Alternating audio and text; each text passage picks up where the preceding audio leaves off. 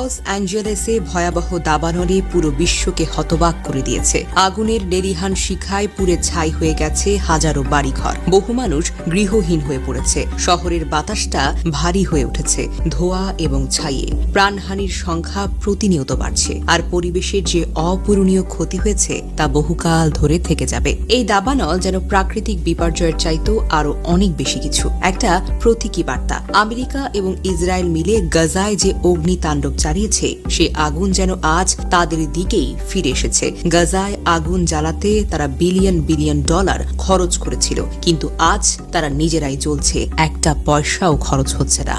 আল্লাহ সব কিছুর সৃষ্টিকর্তা এবং সর্বোত্তম পরিকল্পনাকারী। আল্লাহ তাআলা ছাড় দেন কিন্তু ছেড়ে দেন না। এই দাবানল যেন তারই একটি উদাহরণ। ফিলিস্তিনি, ইসরায়েল এবং আমেরিকা যে নারকীয় কর্মকাণ্ড চালিয়েছে তা মানব ইতিহাসে এক কলঙ্কিত অধ্যায়। তাদের এই হত্যাকাণ্ড কর্মকাণ্ড কি আল্লাহর চোখ এড়িয়ে যেতে পারে? নিশ্চয়ই না। আজ তারা নিজেরাই প্রকৃতির গজবের শিকার।